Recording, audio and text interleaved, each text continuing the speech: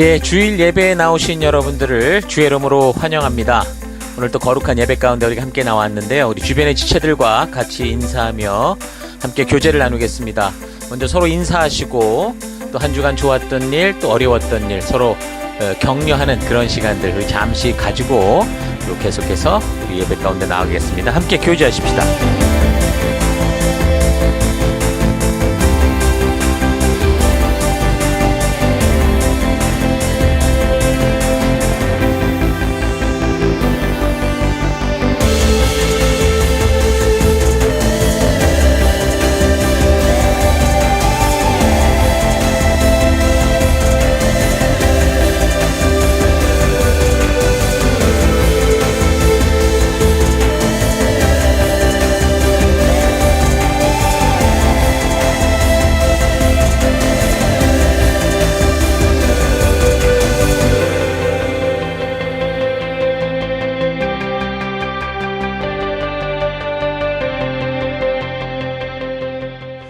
예, 이제 우리가 예배 가운데 나아가기 전에 우리 잠시 지난 주간 우리의 삶들을 되돌아보십시다. 우리 하나님 앞에 나아갈 때 더러운 모습, 죄의 모습으로 나아갈 수가 없습니다. 이 시간 다 같이 함께 한 주간을 되돌아보시면서 회개 기도하시고 또 이런 예배를 허락하신 하나님께 감사드리고 우리 하나님 앞으로 온전한 모습이 될 수 있도록 다 같이 우리 잠시 회개하며 기도하십시다. 기도하겠습니다.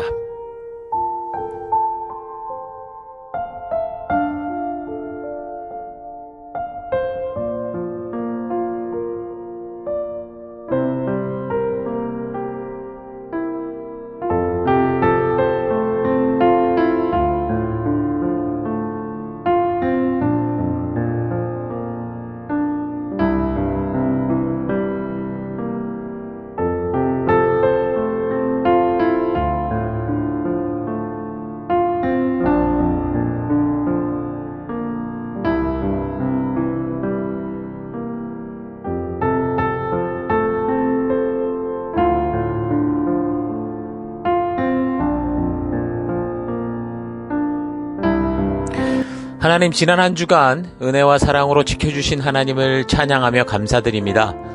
우리가 주의 사랑으로 살면서도 늘 부족했고 또 욕심과 타협하며 살아왔던 삶을 회개합니다. 하나님, 주의 은혜로 회복되기 원합니다. 참된 예배자가 되며 복음의 증인되기 원합니다. 하나님, 이 시간 우리가 예배로 나아갑니다. 우리 예배를 받아주옵소서. 예수님 이름으로 기도했습니다. 아멘. 자, 이제 다 같이 우리가 함께 주일 우리 찬양과 경배로 나아가겠습니다. 할렐루야!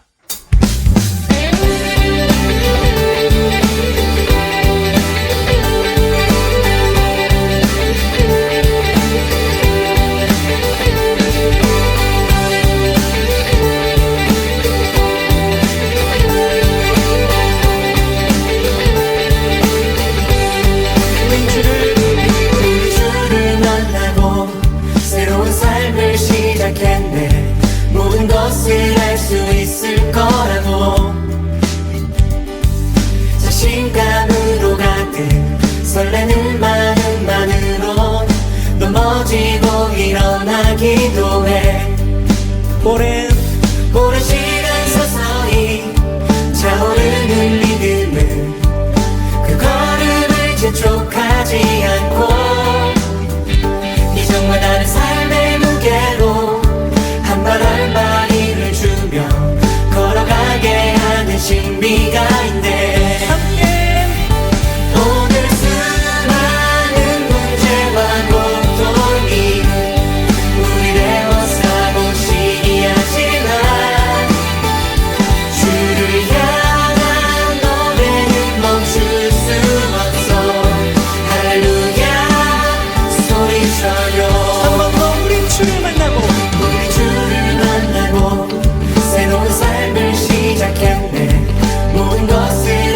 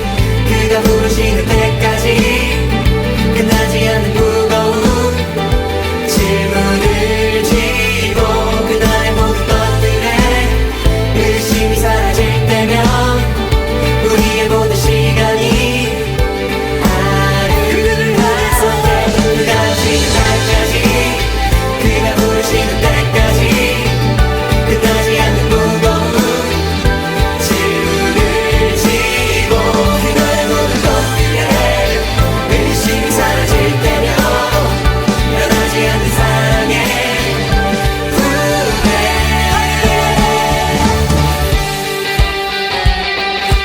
그들은 결국 주님의 사랑에서 우리를 빼앗지 못할 것입니다. 할렐루야!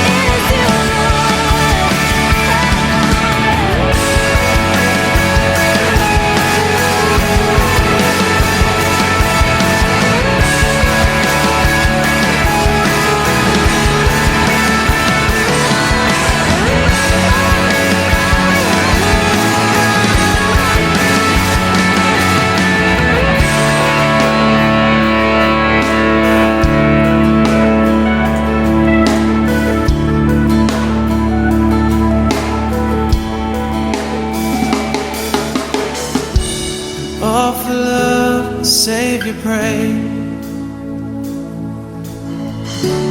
Abba, Father, have your way. And though they know not what they do, let the cross draw men to you.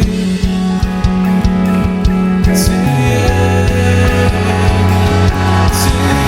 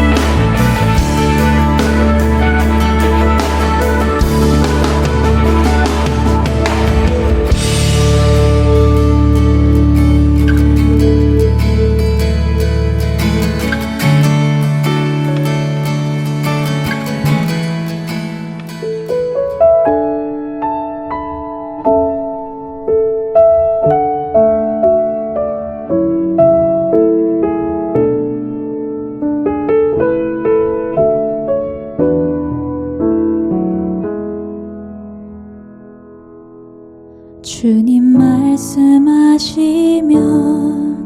내가 나가리다. 주님 뜻이 아니면 내가 멈춰서리다. 나의 가고 서는 것 주님 뜻에 있으니 오 주님 나를 이끄소서. 주님 말씀하시면 내가 나가리다. 주님 뜻이 아니면 내가 멈춰서리다. 나의 가고 서는 것 주님 뜻에 있으니 오 주님 나를 이끄소서. 뜻하신 그곳에 나 있기 원합니다. 이끄시는 대로 순종하며 살리니 연약한 내 영혼 통하여 일하소서. 주님 나라와 그 뜻을 위하여 오 주님 나를 이끄소서.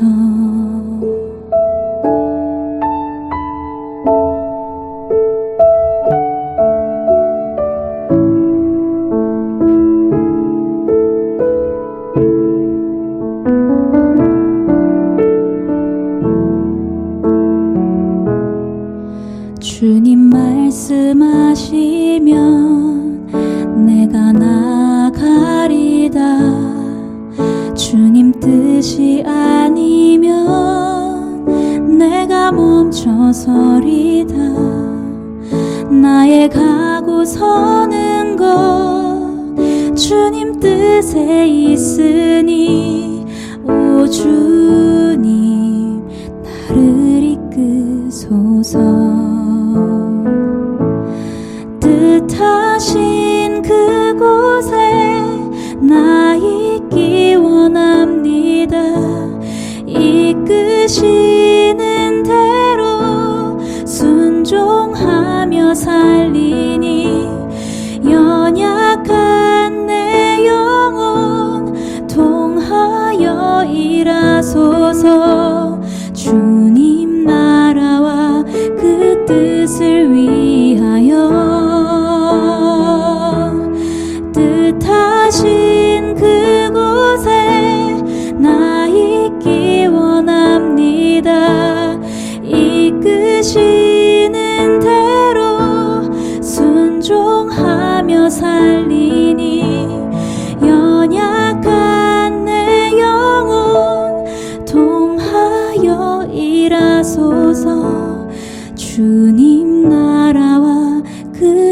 뜻을 위하여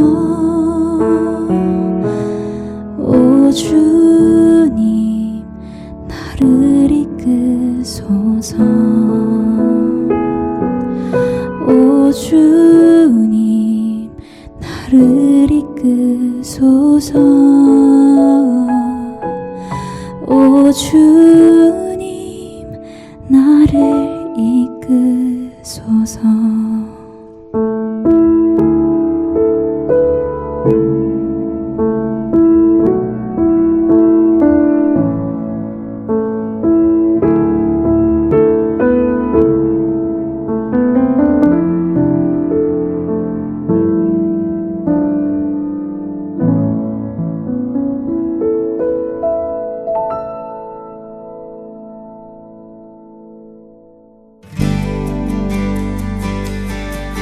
거룩하신 하나님, 주의 백성들이 주의 부르심 앞에 나옵니다. 지치고 상한 영혼들, 외롭고 곤고한 하루하루를 보내는 이들, 육신의 질병과 마음의 고통으로 지친 영혼들, 하나님 간절한 소망이 있는 영혼들을 위로하여 주시고 치료하여 주시고 거룩한 생명의 길로 인도하여 주옵소서. 각자의 예배 처소에서 주의 얼굴을 구하며 우리 주의 임재하심이 있는 예배로 서 있습니다. 우리의 예배를 받아주옵소서. 주의 거룩한 지성소에서 우리들을 오라 하실 때 예수의 피를 힘입어 겸손히 나아가는 우리가 되기 원합니다. 다 같이 사도신경을 고백하겠습니다. 나는 전능하신 아버지 하나님 천지의 창조주를 믿습니다. 나는 그의 유일하신 아들 우리 주 예수 그리스도를 믿습니다. 그는 성령으로 잉태되어 동정녀 마리아에게서 나시고 본디오 빌라도에게 고난을 받아 십자가에 못 박혀 죽으시고 장사된 지 사흘 만에 죽은 자 가운데서 다시 살아나셨으며 하늘에 오르시어 전능하신 아버지 하나님 우편에 앉아 계시다가 거기로부터 살아있는 자와 죽은 자를 심판하러 오십니다. 나는 성령을 믿으며 거룩한 교회와 성도의 교제와 죄를 용서받는 것과 몸의 부활과 영생을 믿습니다. 아멘. 하나님, 우리의 이 고백이 단지 입술의 고백이 아니라 예배 순서로서의 고백이 아니라 우리의 삶으로 드러나는 고백, 우리 삶의 향기가 되고 우리의 그리스도의 편지로서 드러나는 우리가 되기 원합니다. 오직 주만 바라봅니다. 예수님 이름으로 기도했습니다. 아멘. 우리 주변 분들과 같이 인사하십니다. 하나님께서 당신을 사랑하십니다. 아멘.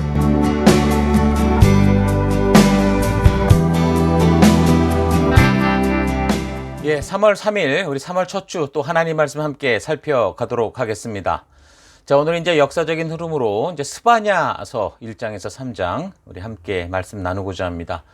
내가 땅 위에서 모든 것을 진멸하리라. 내가 땅 위에서 모든 것을 진멸하리라. 자, 이런 제목으로 계속 우리 하나님의 역사 살펴가도록 하겠습니다. 자, 본문에 해당되는 스바냐 1장 7절에서 12절까지 봉독해 드리겠습니다. 내가 너에게 일렀다. 너만은 나를 두려워하고 내가 가르치는 대로 하라고 하였다. 그러면 내가 벌하기로 작정하였다가도 네가 살 곳을 없애지는 않겠다고 하였는데도 너는 새벽같이 일어나서 못된 일만 골라가면서 하였다. 그러므로 나를 기다려라. 나 주의 말이다. 내가 증인으로 나설 날까지 기다려라. 내가 민족들을 불러 모으고 나라들을 모아서 불같이 타오르는 나의 이 분노를 그들에게 쏟아놓기로 결정하였다.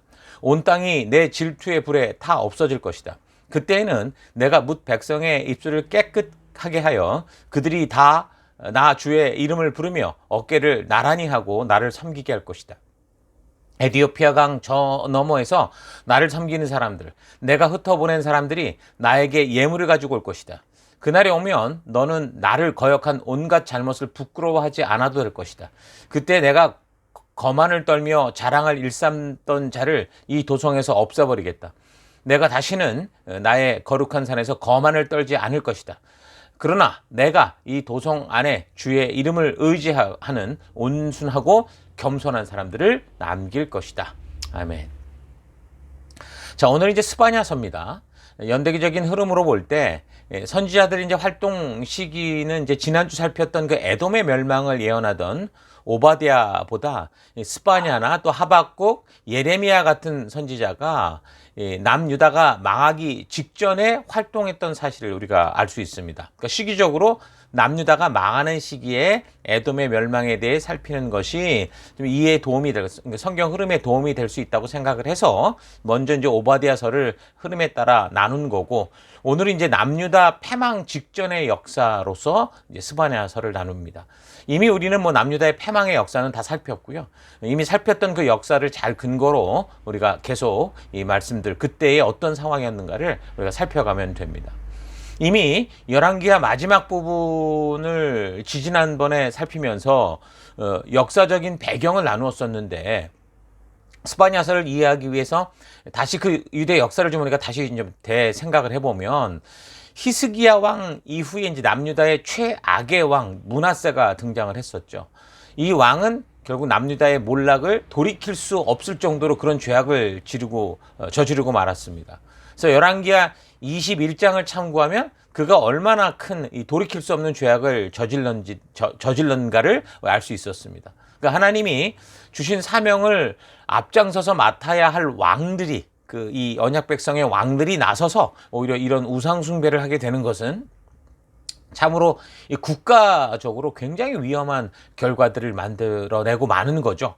그러니까 한 나라 자체가, 이 공동체 자체가 무너지게 되는 거거든요. 그러니까 북한 정권처럼 정부가 나서서 인권을 짓밟고 독재를 유지하기 위해 조직적으로 죄악된 일을 행한다면 국민들에게 미치는 그 파급 효과는 정말 상상을 초월하는 것이 되죠. 완전히 뭐 노예의 어떤 그 우물 안에서 그냥 그게 진짜 세상인 줄 알고 하나님이 만든 세상과는 전혀 다른 그런 삶을 살게 되는 거죠. 그러니까 뭔가 정부가 나서고 무슨 왕이 나서고 대통령이 나서면 큰 비극이 생깁니다. 뭐 히틀러의 그 나치 정부가 나서서 사람을 학살하게 되니까 이 세계 역사 속에 얼마나 엄청난 비극이 생긴 것 우리가 분명히 알 수 있었죠. 어쨌든 그래서 히스기야 왕의 노력으로 이 바알을 숭배하던 것들을 다 깨부시고 산당을 파괴하고, 그러니까 막 종교 개혁을 하면서 좀 나라가 바르게 서는가 했는데, 근데 그 아들 이제 므낫세가 왕이 된 후 남유다는 이제 말 그대로 이제 영적으로나 사회적으로 완전히 하나님을 무시하는 정도가 아니라 하나님을 멸시하고 모독하고 이제 악을 아주 보란듯이 행하는 그런 최악으로 떨어지고 말았습니다. 그러니까 마음속에 하나님이 살아계시다는 그 믿음으로 무장되어야 될 국민 정신이, 이 성도의 이 생각들이 완전히 이제 하나님은 무시하고 무시해도 되는 그런 존재고, 더 나아가 이제 그들의 삶이 하나님을 멸시하고 모독해도 되는 완전히 부패한 국민 정신으로 이제 완전히 치닫고 만 거죠.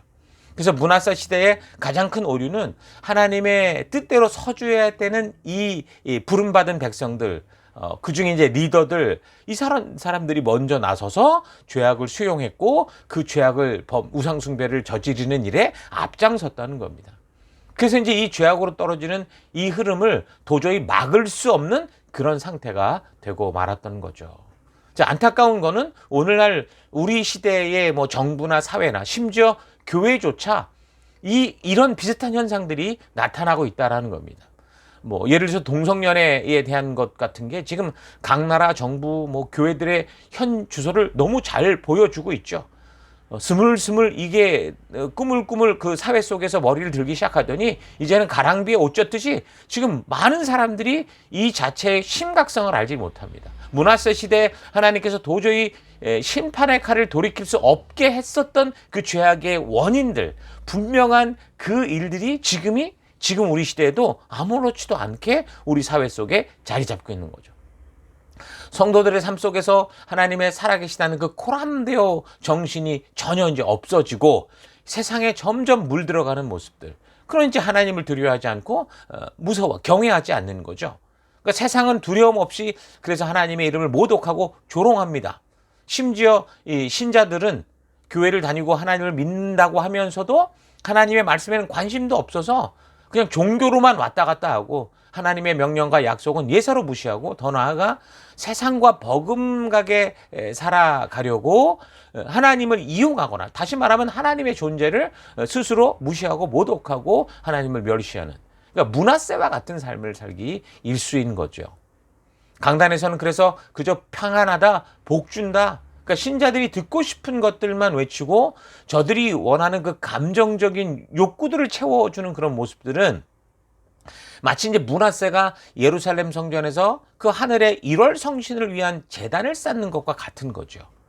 예루살렘 성전은 오늘날 교인들인 성도 자신을 말한다고, 하나님이 계시다고 하는 약속의 장소인데, 근데 그 교회 안에서 성도들의 마음 곳곳이 말씀을 수용하는 데 있어서 그 하나님과 만남에 있어서 저항적이고, 뭔가 가슴을 울리면 되는, 그러니까 뭔가 자기의 감정을 채워주는 그런 일에 쉽게 빠지고, 그러니까 자기가 원하는 대로 하나님의 음성을 그렇게 듣기를 원하고, 뭔가 색다른 감정적인 체험을 하는 것이 마치 이게 정말 신앙인 것처럼, 진짜 신앙인 것처럼 그렇게 이상한 흐름으로 지금 많이 흘러가고 있습니다.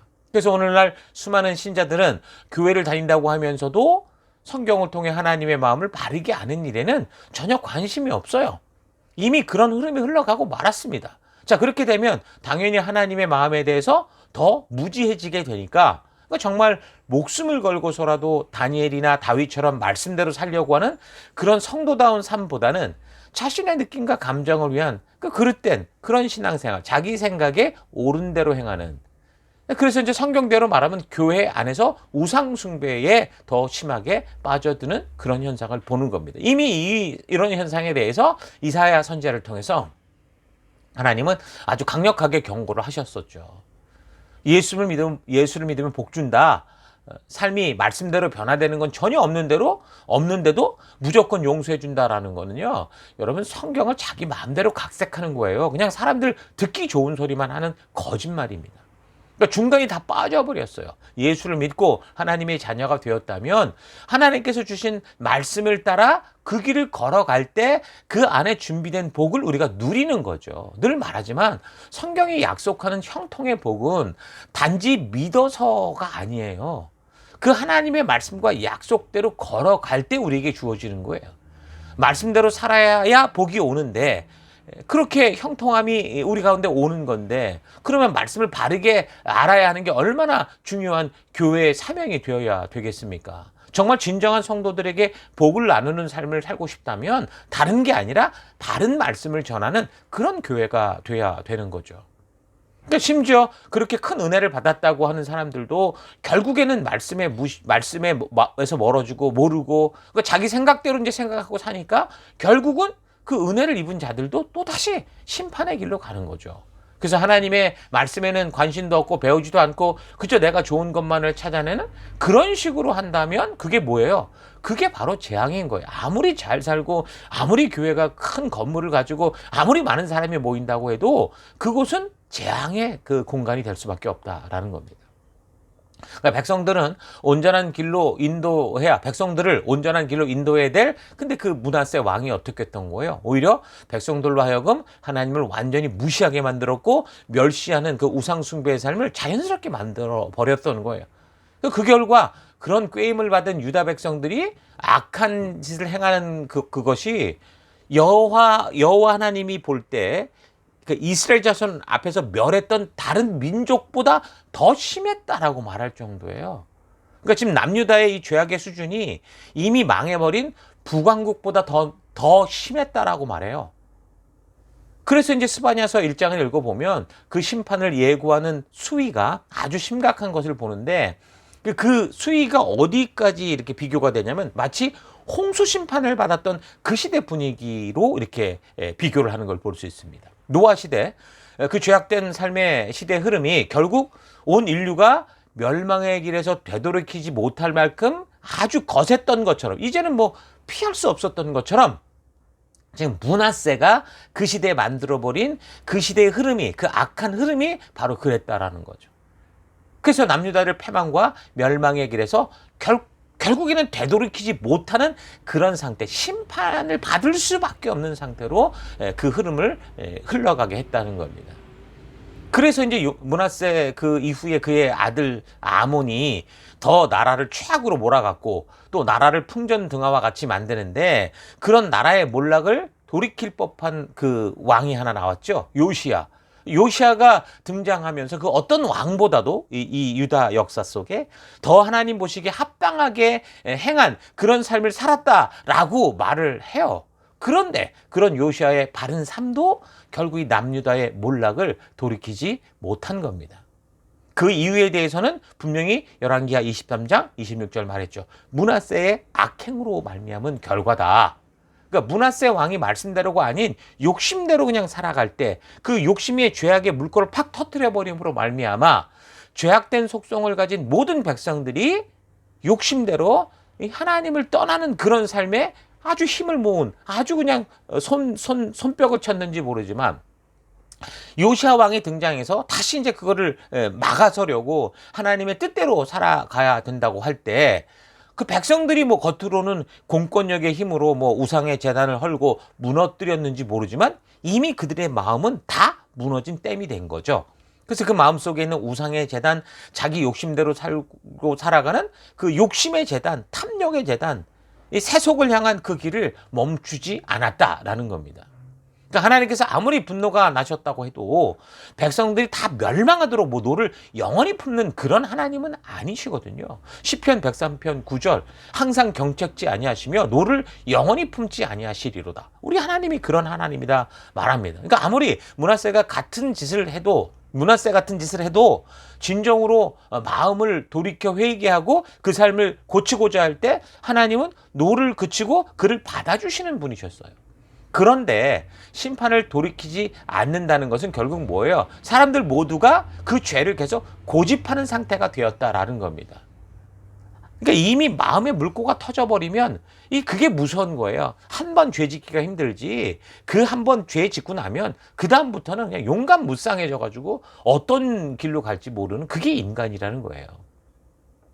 그러니까 모세로부터 시작되는 하나님의 약속과 명령에는 반드시 조건이 들어갔죠. 뭐였어요? 너희가 내 명령과 규례를 지키면 이런 명령 하나, 그리고 또 하나는 그렇지 않으면 이겁니다. 그래서 가나안 땅에 영원히 거하겠다고 하시겠다고 약속을 하셨어도 다윗의 선한 삶을 통해 예루살렘 성전에 내가 영원히 거하겠다 약속을 하셨어도 그 예루살렘 성전에서 일월 성신을 섬기는 그 우상 숭배의 죄가 끊임없이 반복될 때 그 예루살렘 성전을 돌 위에 돌 하나도 남기지 않고 파괴하시는 분이 바로 우리 하나님이십니다. 그 하나님 오해해서는 안 돼요. 사람이 죄를 지으면 하나님께서 그저 웃으시며 용서하고 그저 무조건 받아주는 게 아니라고요.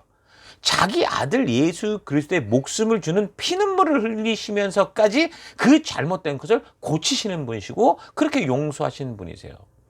예수님의 피를 무슨 샤워장에서 더러운 이런 뭐 먼지, 때를 씻어내는 그런 샤워기 물 정도로 생각하는 삶을 사는 거는 정말 아주 위험한 영적인 위기에 왔다라는 것을 말해주는 거예요. 그러니까 므낫세 왕의 시대, 또 지금을 살아가는 우리 시대가 너무도 똑같이 지금 하나님의 말씀, 예수 그리스도의 피를 그저 목욕탕에 가서 샤워기 틀고 죄의 때를 닦아내는 목욕탕물 정도로만 취급하고 있는 게 정말 두려운 거죠. 우리가 어떤 모습에 있는지 스스로를 잘 되돌아보길 바랍니다. 스바냐서를 살피기 전 잠시 이 역사적 배경을 지금 우리가 이제 말씀을 좀 여러분에게 드린 건데, 이 요시아 왕 이전의 므낫세 시절의 이런 시대적 배경을 우리가 잘 알고 있어야 그래야 이제 계속되는 이 선지자들의 이 선포와 이 선지자들을 통한 하나님의 마음을 우리가 온전하게 만날 수 있습니다. 또한 우리가 살아가는 이 시대의 현상과 역사적인 그 시대의 상황과 이 비교가 잘 돼야 그 상황을 잘 알아야 오늘 시대로 우리가 접목을 시켜서 오늘 우리가 어떻게 이런 똑같은 시대 흐름 속에 죽음의 길이 아닌 생명의 길을 갈 수 있는가라는 지혜도 얻게 될 것입니다.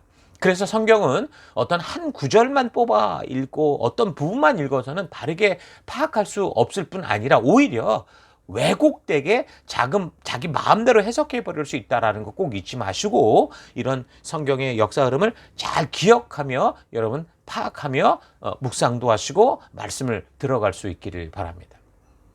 자, 요즘 계속해서 강단을 통해 하나님께서 보복하신다, 진멸하신다, 멸절시키겠다고 하는 이런 계속 듣기 어려운 그런 경고를 듣는데 하나님께서 이런 말씀을 하실 수밖에 없는 이 연대기적인 역사의 배경을 알지 못하면 하나님의 공의로운 역사를 우리가 알 수도 없고요. 왜 이렇게 설교 때마다 왜 저렇게 부정적인 얘기만 하냐? 이렇게 여러분들이 불만을 품을 수도 있어요.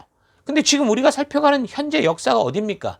바로 지금 전 인류가 심판을 받아 온 인류가 죽어야 됐던 홍수 심판 이후에 그와 똑같은 상황, 성경의 가장 어려운 시기, 그 역사를 살피고 있기 때문에 지금 계속해서 이런 뭐 보복하신다, 진멸하신다, 멸절시킨다 이런 얘기를 우리가 살피게 되는 겁니다. 아브라함을 택하셔서 그 백성들이 완전히 죽을 뻔한 이집트에서 구원해서 시내산에서 열방의 거룩한 제사장 나라로 세운 이후 그 역사 속에 이미 10개 지파는 망했잖아요. 나머지 2개 지파도 이제 끝장날 판 최악의 순간을 지금 우리가 살피고 있는 거예요. 이미 택함을 받은 백성 12지파는 뭐 그렇게 불순종으로 끝장났고 이제 나머지 2지파마저 이렇게 끝장을 향해 가는 이런 상황을 그 역사를 살피기에 우리가 지금 뭐 계속되는 이 역사들이 지금 계속 그렇게 살피게 될 거예요. 그런 내용들을. 그러니까 므낫세라는 왕이 55년 동안 나라를 그렇게 살피며 다스릴 때 그렇게 죄악의 구덩이로 만들어 버린 후에 그 아들 아몬이라는 사람도 2년 동안 똑같은 짓을 하다가 죽었죠. 그리고 이제 그의 아들 요시야가 왕이 돼서 통치하는 시기에 그때 이제 그 즈음에 스바냐 선지자가 활동을 하기 시작하는 겁니다. 자, 그래서 이제 이런 내용을 가지고 자, 본문을 살펴보면 1장 1절 아몬의 아들 유다 왕 요시야의 시대에 스바냐에게 임한 여호와의 말씀이라. 스바냐는 히스기야의 현손이요 아마리아의 증손이요 그다랴의 손자요 구시의 아들이었다. 아주 굉장히 이 스바냐가 이 저자가 누군지에 대해서 아주 자세히 얘기하고 있어요. 여기대로 말하면 히스기야 왕의 4대손, 그러니까 왕족이었던 사람이에요.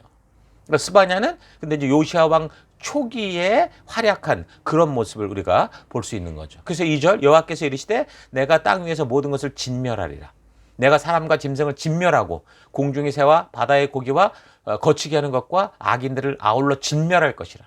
내가 사람들을 땅에서 멸절하리라. 나 여호와의 말이니라. 자, 조금 전에 말했던 것처럼 스바냐 선지자를 통해 외치는 하나님의 심판, 진멸하시겠다라는 그 수위가 하나님께서 홍수 심판 때에 이런 말씀을 하신 후 역사 이래 처음이에요. 똑같은 말씀하세요. 창세기 6장 5절에 뭐라고 그랬습니까? 여호와께서 사람의 죄악이 세상에 가득함과 그의 마음으로 생각하는 모든 계획이 항상 악한 뿐임을 보시고 한탄하셨고 근심하셨고 그래서 쓸어버리겠다 결정을 하시게 됐던 거죠.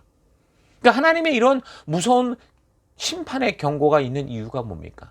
그러니까 하나님 앞에 바르게 섰던 요시야를 향한 게 아니라는 거예요. 요시야의 시대에 이런 선포가 나오니 요시야를 향해 말. 어쩌면 이 스바냐의 선포가 요시야의 그런 종교개혁을 일으키는 어떤 그런 터닝 포인트가 될 수도 있었을 거예요. 어쨌든 그 얘기는 므낫세로 말미암아 좀 완전히 악해진 이스라엘 백성들이 지금 끝까지 죄를 반복하며 욕심을 떠나지 않는 그들의 죄악 때문인 거예요. 창세기의 표현대로라면 사람들이 생각하는 모든 계획이 그들의 모든 생각이 악하기 때문이죠.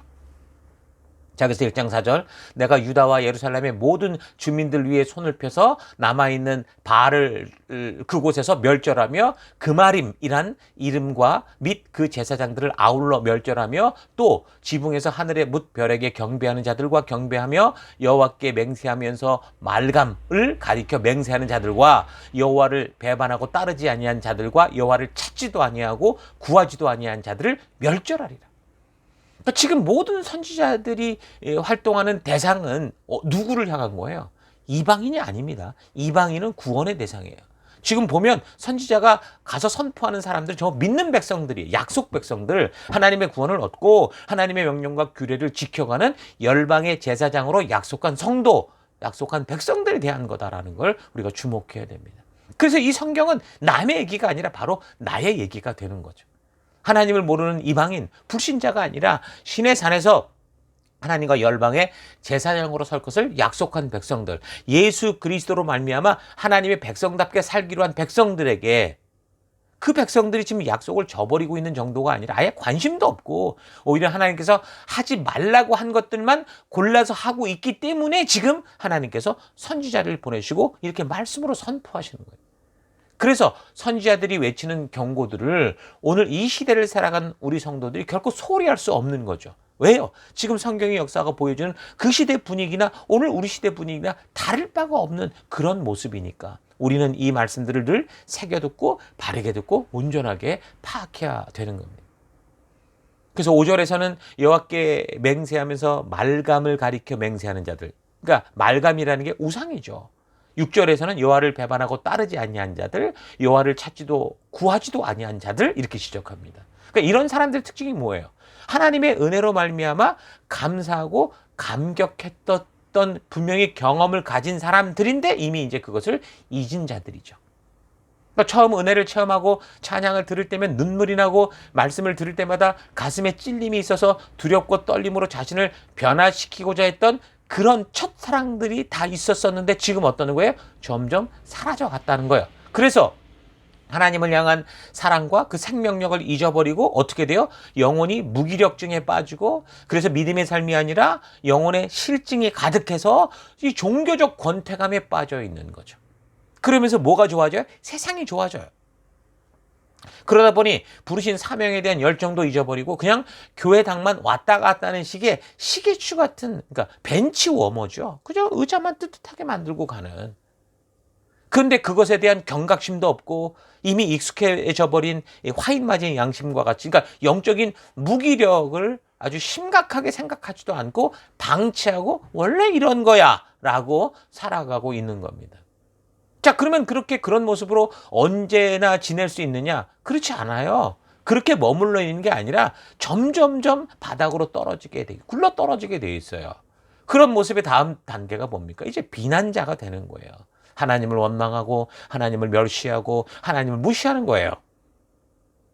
이런 일들이 계속될 때 뭐예요? 하나님의 심판이 오는 거죠. 1장 12절. 그때 내가 예루살렘에서 찌꺼기같이 가라앉아서 마음속에 스스로 이르기를 여호와께서는 복도 내리지 아니하시며 화도 내리지 아니하시리라 하는 자를 등불로 두루 찾아 벌하리라. 그렇게 생각하는 사람들을 다 하나하나 다 찾아서 벌하겠다는 거예요. 하나님은 복도 내리지도 않고 화도 내리지 않는다. 다시 말하면 하나님의 살아계심을 부인하는 불신의 상태가 되는 거죠.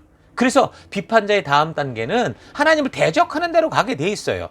하나님을 우습게 여기게 돼 있어요. 그래서 적극적으로 죄를 짓는 그런 삶으로 나아가게 되는 거죠. 오늘날 수많은 성도들이 지금 사회에 가서 살아가는 그런 모습들, 하나님이 계시면 이럴 수 있을까 싶은 삶을 살아가는 그런 모습인 거예요. 하나님께서는 우리에게 땅끝까지 나가서 내 증인이 되라고 우리를 부르셨는데 많은 신자들이 그렇게 예수의 생명으로 구원받았다고 하는 사람들이 그저 교회당에 와서 기도만 하면 하나님께서 그냥 내가 기도하는 대로 이 땅을 들었다 놨다 그렇게 하실 거라고 착각을 하고 있죠. 그래서 오직 관심 있는 게 뭐냐면 하나님을 조종하는 방법이에요. 기도하는 방법 찾아내기, 하나님을 움직이는 방법 찾아내기. 당연히 그게 안 되겠죠. 하나님 그렇게 움직이는 분이 아니니까. 그러니까 어떻게 돼요? 자꾸 신비한 방법들이 동원되고 아주 그냥 눈에 혹할 것들로 자꾸 나아가는 거예요. 그러니까 더 나아가 더 강한 우상 숭배를 찾아가게 되는 거죠. 우상 숭배라는 게 어디 산속 들어가가지고 이상한 거 섬기는 것 정도가 아니라 교회당 안에서도 더 강한 우상을 찾고 있다라는 거예요. 그러면 하나님이 이사야 1장에 말씀하시듯이 도저히 받을 수 없는 예배, 토해낼 수밖에 없는 예배, 도저히 이게 남겨둬서는 안 되겠다라고 심판하실 수밖에 없는 그런 종교 행위로 가는 거예요. 그래서 하나님이 1장에서 하나님의 말씀, 여기서도 지금 이사야 1장도 그랬지만 여기서도 그러죠. 하나님에 대해 순식간에 진멸하고 멸절하겠다라고 선포하시는 겁니다. 그래서 2장 1절 수치를 모르는 백성들아 모일지어다. 그러니까 하나님의 말씀을 무시하며 살다 보면 어떻게 돼요? 양심이 화인 맞아 수치를 모르게 된다는 거예요. 그러니까 우리가 이렇게 사는 게 당연하다고 생각을 해요. 그저 이 동성연애 하는 것이 괜찮고 교회도 받아들여야 된다라고 당연하게 생각하고 그게 사랑인 것처럼 착각 속에 빠진다는 거죠. 길거리에서 버젓이 이상한 행동을 하고 나름대로 커밍아웃인지는 모르지만 양심이 화인 맞아서 이제는 미디어에도 나와서 그게 마치 하나님 앞에서 사형에 해당되는 걸 알면서도 그렇게 자랑질을 하는 거예요.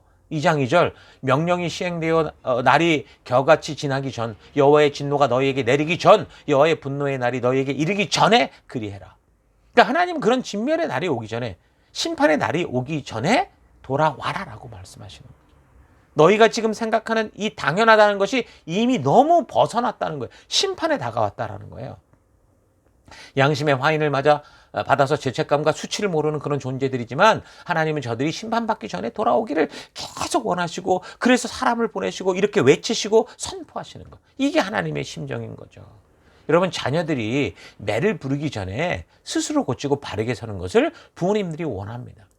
자녀가 잘못할 때 부모님이 갑자기 몽둥이를 들고 후들겨 때리는 게 없어요. 수없이 얘기하죠. 2만 번쯤은 얘기한 후에 그래 안 될 때 회초리를 드시는 거예요. 자, 그래서 하나님이 돌아와라 모여라 하는데 어디로 모이라는 거예요. 여기서는 모여라고 했는데 단지 교회당에 모여라 더 종교적이다라 이게 아니에요. 여러분 우리가 자주 말씀드리지만 하나님은 교회 안에서 예배를 드린데도 불구하고 이사야 선지자를 통해 우리가 들었던 것처럼 너희는 내 마당만 밟을 뿐이야. 헛된 됨을 가져오지 마. 니네 삶 자체가 이러지 않은데 이게 무슨 소용이 있냐라고 말씀하죠. 그러니까 뻔뻔하게 교회당을 들락거리며 자기가 생각하는 대로 종교 생활을 하고 말씀을 자기 마음대로 적용해서 하나님께서 자기에게 말씀하셨다 이래가면서 이런 짓을 하지 말라는 거예요. 그게 아니라 지금 하나님이 말씀하셨던 하나님의 그 의도, 하나님의 그 이 땅을 창조했던 하나님의 마음, 그 공평과 정의가 실천되는 그런 삶으로 모여라. 그런 삶을 살아가라라고 말하는 거죠. 그러니까 심판대 앞에서의 회개는 이미 늦어서 돌이킬 수 없을 것이기에 그리고 우리는 언제 죽어서 금세 하나님의 심판대 앞에 설지 모르기에 하나님의 그 심판대 앞에 서기 전에 돌이켜서서 하나님과 약속했던 그 자리, 부르심의 자리, 거룩한 제사장 나라로서의 자리, 하나님의 말씀대로 살아가는 그 자리에 서라. 그 약속 앞에 서자라고 말하는 거예요. 그런데 오늘 우리 시대 우리가 살아가는 이 삶을 볼 때 우리의 앞으로 미래가 어떻게 될 것 같습니까? 아마도 하나님 말씀대로 살고자 하는 교회는 어떻게 돼요? 점점 더 사람들이 찾지 않을 거예요. 보나마나 사람들은 다 편안하길 바라고 시설 좋은 거 찾아가고 다 긍정의 힘을 따라가고 소원을 따라가고 성공 쫓아가고 신비한 기적과 표적을 쫓아가고 풍요와 쾌락과 편리를 따라가려고 할 거예요. 그러니 이제 교회의 말씀 자체도 이제 세상의 가치와 다를 바 없는 모든 게 다 오냐 하는 그런 시대로 갈 겁니다. 말씀이 중요하다고 외치나 창세기부터 계시록까지 제대로 가르치지 않는 그런 목사와 그런 교회, 그런 그 태반이 될 거예요. 그래서 바른 진리가 선포되고 하나님의 백성다움을 요구하는 정말 하나님이 사명을 감당하는 그런 것에선 아무리 외쳐도 이제 모이지 않고 오히려 조롱하고 핍박을 하려고 하겠죠. 예수님께서 기적과 이적을 베푸시면서 오병이어로 그 사람들을 먹일 때 어땠습니까? 구름 같은 군중들이 모여서 예수님을 왕으로 모시려고 그랬어요. 근데 그곳에서 예수님이 나의 살과 피를 먹고 마셔야 되는, 그러니까 말씀대로 살아가야 될 하나님이 부르신 그 믿음의 길을 제시했을 때 어떻게 했어요? 모든 군중이 예수님을 떠나갔습니다. 거긴 제자들이라고 나와요. 제자들이 다 예수님을 떠나갔어요. 그래서 예수님은 12제자에게도 너희도 가려느냐라고 말할 정도였던 신학의 이 기록이 그 누구도 부인할 수 없는 이 가장 정확하고 지금 우리의 현실을 그대로 드러내는 분명한 증거가 될 거예요. 여러분, 이런 말을 하는 건 절망해라, 이제 끝장났다, 이걸 말하는 게 아니에요. 정말 뜨거운 가슴을 가지고 주님 다시 오실 때까지, 비록 세상은 이렇게 흘러가지만 우리는 하나님과의 약속과 명령, 그 말씀을 끝까지 지키는 겸손한 자리에 서겠다고 그 결단, 그러니까 다니엘처럼 뜻을 정하고 그 바벨론 속에, 그 세상 속에서 뜻을 정하고 믿음으로 나아가는 그런 우리가 되자라고 말하는, 지금 스바냐를 통해 말씀하시는 것이 하나님이 이런 마음인 거죠. 그래서 우리가 힘써서 하나님의 말씀을 가감없이 선포함으로 자기들의 욕구를 채우고자 하는 군중들이 많이 모이는 그런 교회가 아니라 하나님이 찾으시는 그런 교회, 하나님이 받으실 수 있는 예배가 드릴 수 있는 교회, 하나님이 찾는 그 참된 영혼들, 그 한 사람이 모이는 그런 교회를 우리가 이루어 가야 되는 겁니다. 그래서 2장 3절, 여호와의 규례를 지키는 세상의 모든 겸손한 자들아, 너희는 여호와를 찾으며 공의와 겸손을 구하라. 너희가 혹시 여호와의 분노의 날에 순김을 얻으리라. 성경이 말하는 겸손은 뭐예요? 하나님의 규례를 지키는, 하나님의 약속 가운데 함께 걷는 거예요. 그러니까 겸손이란 사전적인 의미로 남을 존중하고 자기를 내세우지 않는 태도예요. 그러니까 우리가 하나님 앞에서 겸손하다는 것은 하나님의 말씀을 존중하고 하나님이 말씀하셨기에 그 말씀대로 살아가는 거죠. 내 생각과 느낌보다 하나님이 우리를 창조하셨고 부르셨던 그 뜻대로 살아가는 게 하나님 앞에서의 겸손인 거예요. 그래서 진정한 겸손이란 남보다 무슨 순한 기질을 가지고 항상 웃는 얼굴을 하고 부드러운 말을 하면서 자기를 낮추는 그런 게 아니고 좀 표현이 거칠어도 그 중심에 하나님을 경외하며 그래서 그의 삶이 하나님의 약속과 명령을 따라 자신을 변화시키며 살아가는 것. 주님이 부르신 그 길을 걸어가는 걸 말하는 거예요. 아무리 부드럽게 표현하고 아름답고 선하게 생겨도 광명한 천사처럼 결국 하나님의 말씀대로 변화되지 않는 사람들은 극히 교만한 사람인 거죠. 그래서 교만의 극치는 뭐예요? 여호와의 규례, 하나님과의 약속, 명령을 멸시하고 하나님의 말씀을 무시하고 뒤로 던져버리는 그런 거예요, 바로. 그래서 무시란 하나님의 존재를 외면하는 거고 멸시란 뭡니까? 하나님의 말씀을 알면서도 하나님의 얼굴을 뻔히 쳐다보면서도 하나님이 하지 말라 한 것을 그대로 행하는 아주 잔인한, 아주 그냥 끔찍한 이 범죄인 거죠. 그러니까 하나님의 말씀, 그 규례와 약속에 관심을 가지지 않는 것이 뭐예요? 하나님의 말씀을 무시하는 거예요. 그러니까 날마다 말씀 앞에 살지 않는 게 하나님을 무시하는 거예요. 그 말씀을 들으면서도 전혀 그 말씀대로 변화되지 않고 자기 생각대로 살아가는 게 바로 하나님을 멸시하는 행위인 겁니다. 그래서 성경이 말씀해 주시는 교회와 성도로서의 삶을 자꾸 방관자처럼 사는 거, 무심하게 사는 거, 교회당만 왔다 갔다 하며 구경만 하는 거, 이게 바로 교만한 모습이다라는 거죠. 교회가 함께 약속하고 나아가는 일, 하나님이 우리를 부르신 그 일에 여러분 방관자가 돼서는 안 됩니다. 함께 가는 것은 힘이 들고 어려운 것처럼 보이지만 그 길을 우리에게 그렇게 가라고 명하시는 것은 거기에 영적인 유일한 길이 있기 때문인 거죠. 그래서 이걸 잊지 않고 우리가 영원한 천국에 무사히 이룰 수 있도록 준비하신 하나님의 보호장치이기 때문에 그래요. 그 말씀을 떠나는 순간 우리는 길을 잃게 되어 있습니다.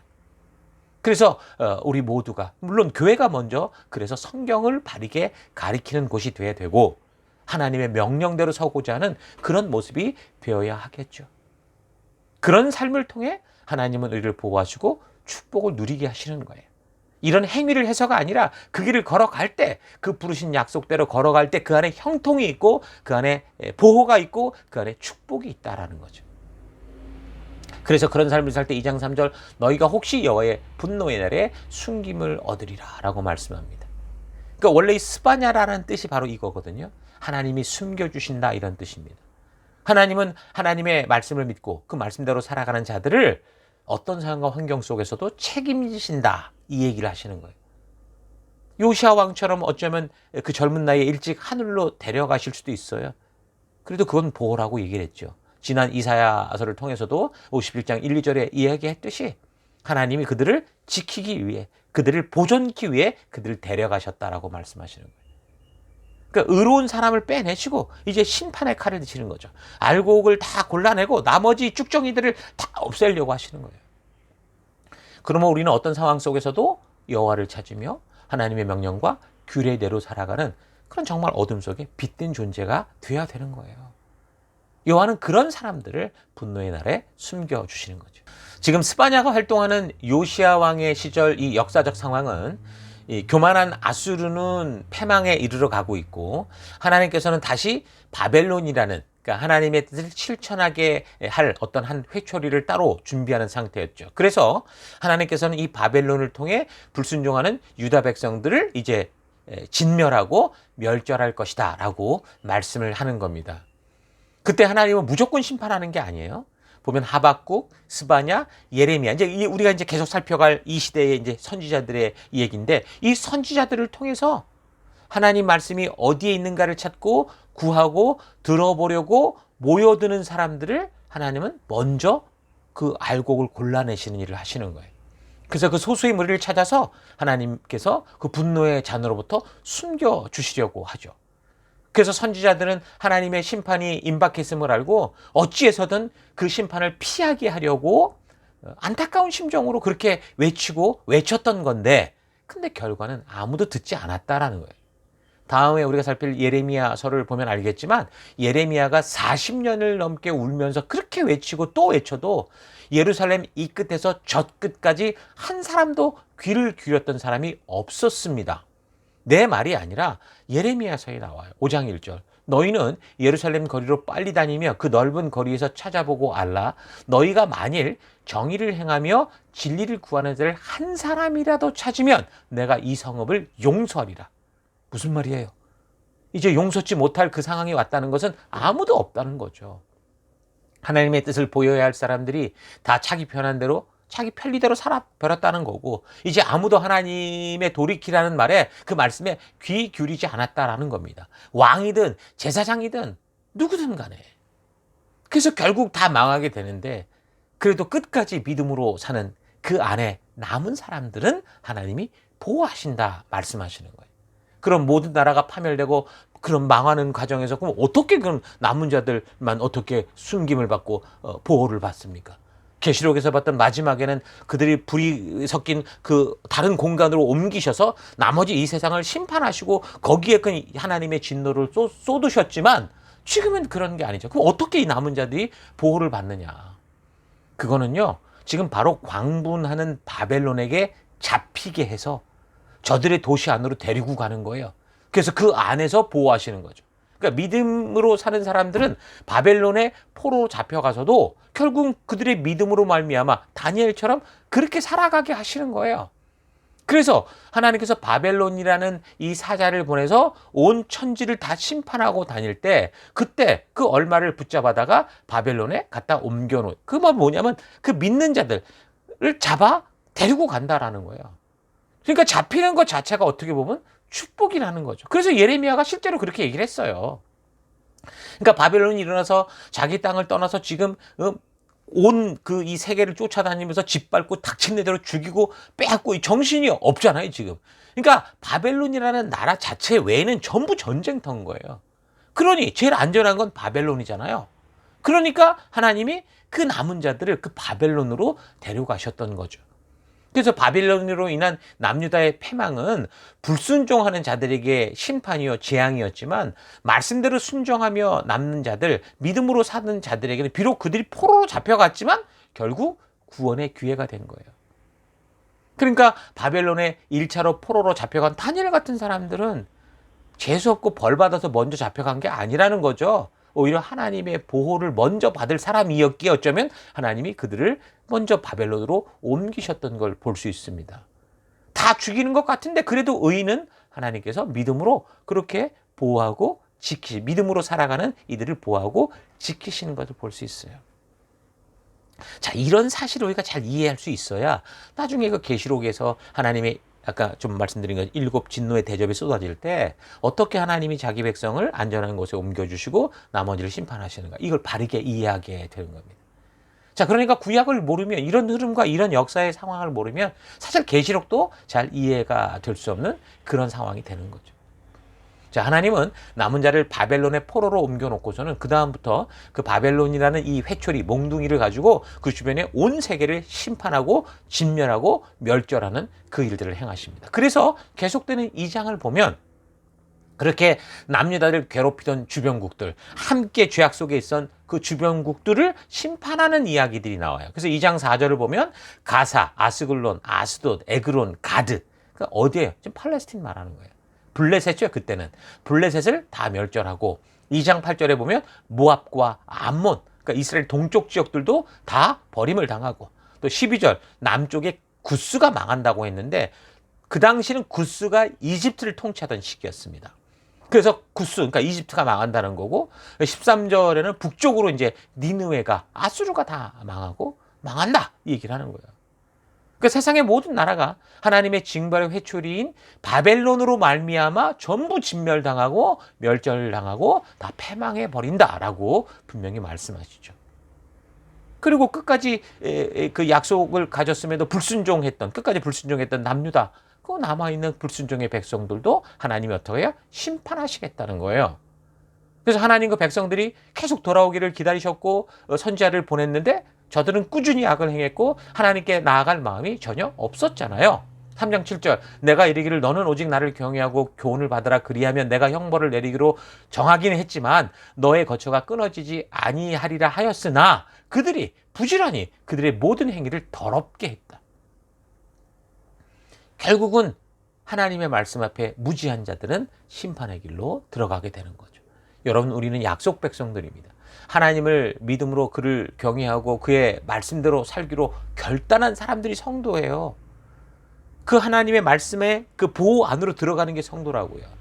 그러니까 십자가는 귀에 귀걸이로 목에 목걸이로 달고 다니는 장식품이 아니라는 거예요. 우리의 삶이 이전과 전혀 다른 가치를 따라서 세상의 가치가 아니라 성경의 가치, 하나님 나라의 가치를 따라 살아가겠다라는 그런 완전히 일대 그 죽고 다시 사는 그런 죽음과 부활의 개념이라고요. 여러분은 여러분의 부르신 그 이유, 하나님이 여러분을 찾으신 이유를 알고 있습니까? 한 교회 속에서 주님이 주신 사명을 함께 일구어가지 않고 내 생각과 내가 느끼는 대로 신앙생활을 하고 그 있는 것에 대해서 여러분 자꾸 만족하지 마십시오. 나의 삶을 늘 되돌아봐야 됩니다. 우리의 삶을 되돌아봐야 돼요. 두렵고 떨리는 마음으로 하나님의 말씀이 뭐고 어떤 삶을 살게 하셨는지 확인하고 순종의 자리에 서야 되는 거죠. 이 죽어가는 세상을 구원하기 위한 하나님의 유일한 희망이 뭡니까? 지금 역사를 볼 때 누구예요? 결국 성도예요. 약속한 백성들, 끝까지 남는 자들, 그냥 교회만 왔다 갔다 하는 성도가 아니라 삶의 어떤 상황과 환경 속에서도 하나님의 약속대로 말씀대로 그 말씀이 주시는 가치를 따라 언약을 따라 순종하는 그런 사람. 그래서 전 여러분들이 그리 살려고 할 때 하나님의 유일한 소망이 될 수 있다고 생각합니다. 그래서 이 사실 잊지 마시고 여러분의 가정에서, 여러분의 사업과 직업과 학업의 현장에서 모든 관계 속에서 바로 이 하나님의 말씀의 가치를 따라 살아가는 진정한 빛된 하나님의 성도가 될 수 있기를 축원합니다. 자, 마지막 계속되는 3장을 보면 결국 언약을 맺은 나라가 불순종으로 다 떠나가도 하나님께서는 끝까지 하나님의 말씀대로 그 순종하는 사람들, 남은 자들을 통해 이제 계속해서 하나님의 나라가 이어져 간다라는 분명한 약속을 주십니다. 3장 14절 시온에 따라 노래할지어다 이스라엘아 기쁘게 부를지어다 예루살렘에 따라 진심으로 기뻐하며 즐거워할지어다 여호와가 너의 형벌을 제거하셨고 너의 원수를 쫓아냈으며 이스라엘 왕 여호와가 너의 가운데 계시니 네가 다시는 화를 당할까 두려워하지 아니할 것이다. 그날의 사람이 예루살렘에 이르기를 두려워하지 말라 시온아 네 손을 늘어뜨리지 말라 너의 하나님 여호와가 너의 가운데 계시니 그는 구원을 베푸실 전능자시라 그가 너로 말미암아 기쁨을 이기지 못하시며 너를 잠잠히 사랑하시며 너로 말미암아 즐거이 부리며 기뻐하시리라 하리라. 자, 그러니까 우리가 즐겨 부르는 이 찬양의 가사는 그때 바벨론의 포로로 잡혀간 백성들, 그러니까 끝까지 하나님의 약속을 붙들고 믿음으로 살아가는 그 남은 자들을 향한 하나님의 보호를 알게 하는 하나님의 분명한 약속인 겁니다. 어떤 상황과 환경 속에서도 끝까지 하나님의 약속을 믿고 믿음으로 살아가려고 발버둥 치던 그 사람들을 하나님이 보호해 주시고 그 끝까지 살아낸 믿음을 보고 이렇게 기뻐하시는 거야. 여호와가 노래 부를 만큼 그 하나님의 믿음의 백성들과 함께 하시고 구원을 베푸시는데 끝까지 하나님의 신뢰함을 믿음으로 충성되이 살아간 사람들로 인해 하나님이 감격의 눈물을 흘리시고 깊은 사랑의 눈으로 바라보시며 환호성을 울리며 기뻐춤을 추며 그로 말미암아 노래를 부르며 즐거이 우리를 맞아주신다. 이게 하나님의 약속인 겁니다. 오늘 스바냐서를 통해서 이런 이 하나님의 분명한 약속을 기억할 수 있기를 바랍니다. 스바냐를 통한 이 예언은 역사적으로 결국 남유다가 바벨론의 포로로 잡힌 BC 586년 이후 70년이 지나서 결국은 성취되죠. 가까이는 그들이 그 잡혔던 곳에서 다시 되돌아 나오는 그런 놀라운 역사를 그들이 결국은 맛보게 됩니다. 그러니까 다니엘과 같이 비록 포로로 잡혀가도 목숨 걸고 하나님 말씀대로 살아내려고 했던 사람들에게 하나님께서 어떻게 해요? 그 약속을 그대로 지켜주시는 거예요. 그 바벨론 속에서도 그들을 지켜주셨고 그곳에서 그들을 불러 제2의 출애굽과 같은 놀라운 하나님의 구원의 역사를 또 이루어주시는 그 일을 행하시는 겁니다. 지금 스바냐서가 보여주는 이 역사의 현장은 너무 씁쓸하고 너무 이제 돌이킬 수 없는 노아의 심판의 시대와 같으나 그러나 그 안에 우리에겐 소망이 있다는 거 잊지 마십시오. 그래서 여러분 이런 소망 잊지 마시고 어떤 상황과 환경 속에서도 우리는 오직 하나님 말씀 따라 믿음으로 살아갈 수 있기를 바랍니다. 하나님의 말씀은 1.1획도 땅에 떨어지지 않을 것이고 그의 약속을 지키는 백성들을 눈동자와 같이 지키실 것이고 그의 날개 그늘 안에 보호하시고 인도해 주실 것입니다. 이미 하나님은 그래서 우리에게 그 말씀을 주셨고 그 말씀 안에 거하라 말씀하신다라는 거 잊지 마십시오. 자, 이 정도면 여러분들이 이제 이 스바냐서를 한 주간 동안 또 읽으면서 충분히 또 하나님의 마음을 이해하고 하나님의 의도를 만나는 거룩한 한 주를 보낼 수 있을 겁니다. 자, 이런 말씀을 늘 기억하시고 묵상하기 바라고 다음 주에 계속해서 또 이어지는 역사 살펴가도록 하겠습니다. 자, 우리 들은 말씀을 가지고 우리 잠시 묵상하며 기도하는 시간 갖겠습니다. 우리 다 같이 잠시 묵상하겠습니다. 예, 지금 우리가 살피는 이 성경의 역사의 시기는 이제 하나님의 심판의 날이 이제 시작된 것을 보여주고 있습니다. 여러분, 그때 하나님의 보호 아래로 들어갈 것인지 아니면 하나님의 심판의 그 자리로 떨어질 것인지 여러분 잘 되돌아봤으면 좋겠습니다. 이 세대의 사람들은 마치 홍수 심판을 받던 시대처럼 사사 시대처럼 각각 자기 생각에 옳은 대로 살아가는데 근데 그 생각은 항상 악했다고 그랬죠. 그래서 하나님의 심판이 급속도로 다가오게 되는 겁니다. 스바냐 선지자의 시대는 므낫세와 아몬이라는 정말 최악의 왕이 통치하는 이 57년의 시간을 통해서 이제 완전히 하나님의 뜻과는 상관없는 길로 가는 그 죄악의 구렁텅이로 떨어지는 곳에 가속도가 붙은 그런 상태인데 그런 모습이 사실 오늘 우리 시대의 모습과 너무 흡사해 보이는 이런 것들을 우리가 볼 수 있습니다. 은혜를 받은 백성들이 심판의 자리로 가는 이유는 가장 먼저 하나님의 말씀을 모르고 소홀히 여기고 그 하나님의 은혜를 망각했기 때문이죠. 부르심을 잊었기 때문입니다. 그래서 말씀을 통해 하나님의 진심을 알고자 하는 열정이 식어 있는데도 관심이 없고 그래서 영적인 무기력증이 증가하게 되니까 결국 이 화인 맞은 양심이 돼서 자꾸 세상의 욕심에 더 민감하게 되고 더 그 유혹에 딸려가게 되고 그러다가 이제는 완전히 마음이 굳어져서 하나님의 말씀이 아무런 역사도 하지 않는 하나님의 음성이 전혀 들어가지 않는 그런 상태가 된 거죠. 바로 그때가 심판의 날입니다. 여러분 오늘 말씀을 좀 생각해 보시면서 나는 지금 어디쯤에 와 있는지 좀 되돌아보시고 원래 우리를 부르신 그 부르신 앞에 그 하나님의 그 아들이신 예수 그리스도가 죽으셔야 됐고 그 생명을 통해 우리가 살아야 됐던 그렇게 해서 또 살려서 우리를 부르시고자 했던 하나님의 그 부르심 앞에 우리가 좀 나아가는 우리가 좀 될 수 있길 바랍니다. 그 시간 기도할 때 정말 이 시대 그 스바냐 시대의 그 흐름들을 우리가 잘 생각해 보시면서 오늘 나에게 그런 것이 있다고 한다면 우리가 충분히 회개하시고 온전하게 회개하시고 철저히 회개하시고 그리고 하나님 앞에 다시 그 부르심 가운데 나를 찾아주셨던 그 감격의 그 첫사랑의 그 시대로 돌아가 하나님 그런 길 걷기 원합니다. 우리 결단하며 기도했으면 좋겠습니다. 그래서 지금 기도할 때 하나님께서 세우신 거룩하고 축복된 삶을 욕심으로 말미암아 무너뜨리는 그런 삶이 아니라 바르게 지키고 세워가는 내가 되기 원합니다.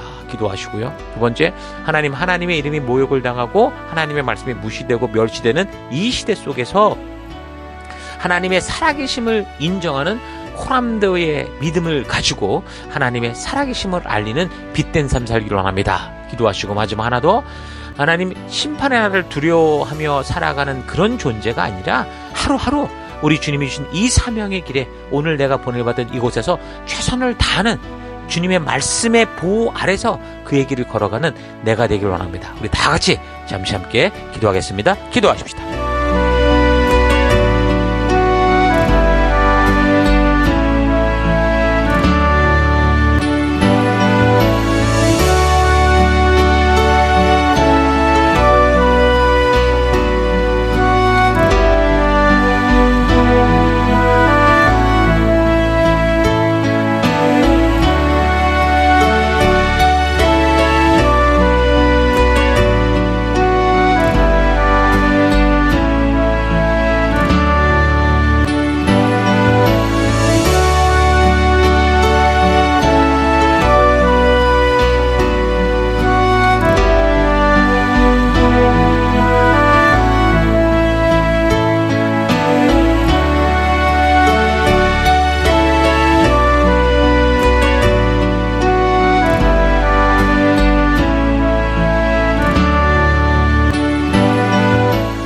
하나님, 오늘도 우리가 스바냐서를 통해서 오늘 이 시대의 우리의 모습들을 다시 한번 되돌아보며 하나님, 정말 우리가 어떻게 살아야 될지를 우리가 생각해 보았습니다. 그동안 영혼의 실증과 게으름과 무기력에 빠져서 방치된 삶을 신앙이라고 생각하며 종교 속에 살아왔던 것, 하나님, 오늘 우리가 보게 되었는데 회개합니다. 하나님, 용서하여 주옵소서. 단지 예배당에만 모이는 자가 아니라 내가 살아가는 삶의 그 곳곳에서 하나님의 말씀이 살아남으로 말미암아 여호와를 인정하는 그런 믿음의 길 걷기 원합니다. 그래서 절망치 않고 하나님의 사랑을 품은 뜨거운 가슴으로 우리 주님 다시 오실 때까지, 하나님, 내가 주께 나아갈 때까지 부르신 그 길을 걷는 내가 되기를 원합니다. 죽어가는 세상을 위해 하나님의 유일한 희망인 성도로 내가 부름을 받아 살아가는 나의 가정, 학교, 사업, 직업의 현장에서 참된 복음의 향기를 내고 정말 진정한 빛과 소금된 삶 살기를 원합니다. 하나님께서 세워주신 거룩하고 축복된 삶을 욕심대로 무너뜨리는 삶이 아니라 세워가는 삶 살게 하시고, 하나님의 이름이 모욕당하고 무시되고 멸시되는 이 시대 속에 진정한 빛과 하나님 소금되어 살기를 원합니다. 심판의 날을 두려워 하나님 벌벌 떠는 인생이 아니라 하나님 주어진 어떤 상황과 환경 속에서도 이 하루하루 순간순간 부르신 사명을 따라 걷는 우리가 되길 원합니다. 이 한 주간도 그 길로 이끄시고 인도하신 하나님 감사드리고 예수님 이름으로 기도했습니다. 아멘.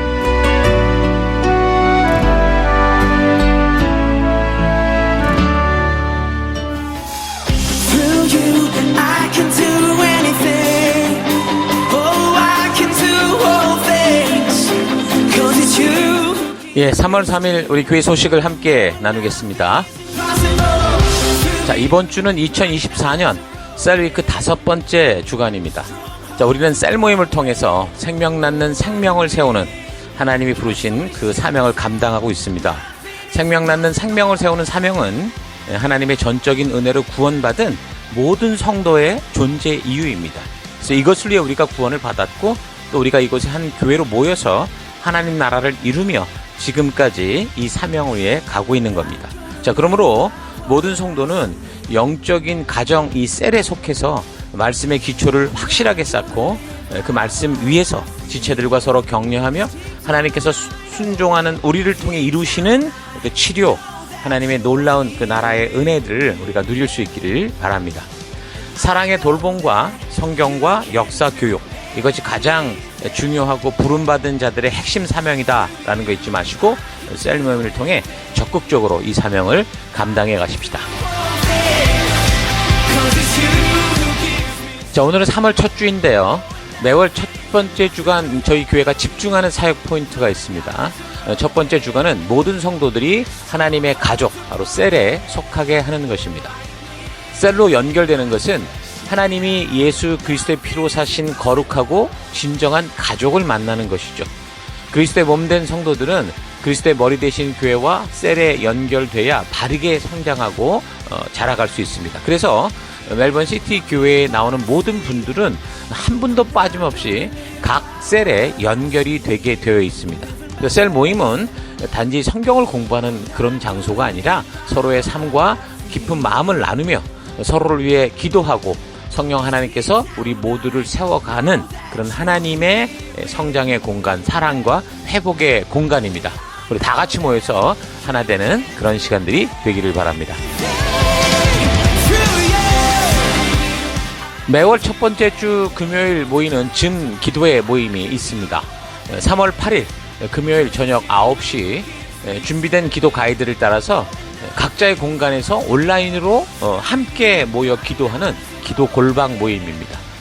새로운 한 달을 시작하면서 어떤 일이든 우리가 행하며 나아가기 전에 먼저 하나님 앞에 함께 모여서 기도하고 또 서로를 위해 사명을 위해 주 앞에 아뢰며 다니엘과 같이 거룩하게 살 것을 결단하는 그런 시간들입니다.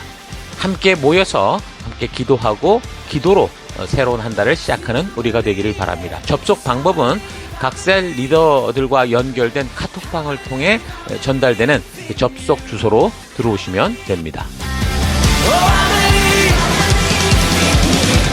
오늘 이곳 예배당 예배에 그리고 영상 온라인 예배에 처음으로 참석해 주신 분들을 주의 이름으로 환영합니다.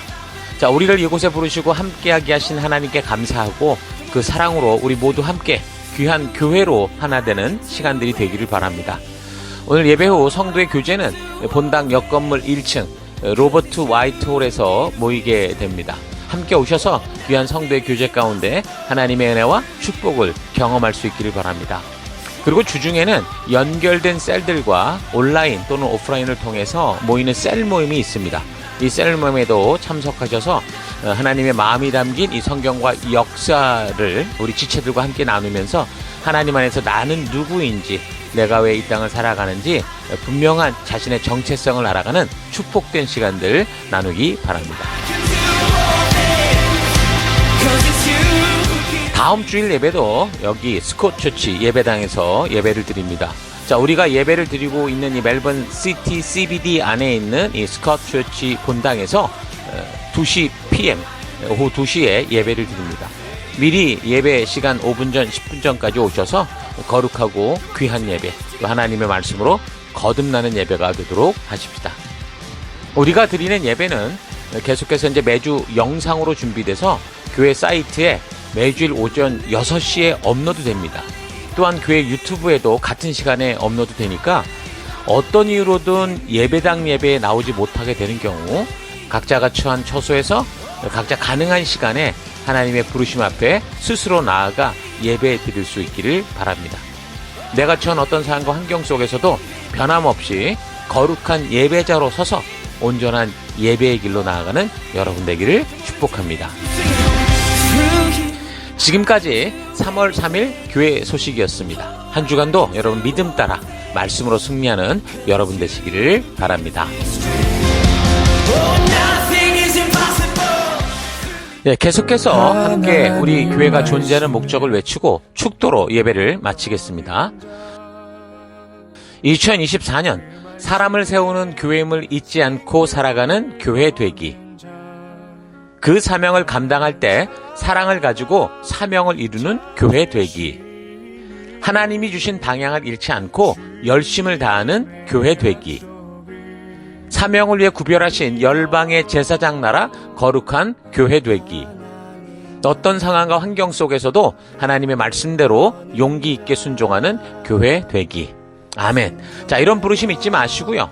각자 보낼받은 삶의 터 곳곳에서 이 세상의 풍요와 그런 화려함의 유행에 휩쓸려가는 삶이 아니라 부르신 사명 따라 그 어두운 곳에서 참된 빛과 소금으로 승리하는 한 주 되시기를 주의 이름으로 축원합니다. 다 같이 기도하겠습니다. 이제는 우리 주 예수 그리스도의 은혜와 하나님의 그 크신 사랑하심과 성령님의 감화, 감동, 위로, 축복, 충만하심이 하나님께서 미리 말씀하시고 알려주신 하나님 나라 백성답게 사는 길을 걸을 때 어떤 상황과 환경을 만나도 그 믿음의 길을 포기하지 않고 나아감으로 하나님의 준비하신 은혜와 사랑 속에서 형통한 삶 속에서 살아가기를 기대하는 모든 남은 자들에게, 모든 백성들 머리 위에 이제로부터 영원토록 함께 하실지어다. 아멘.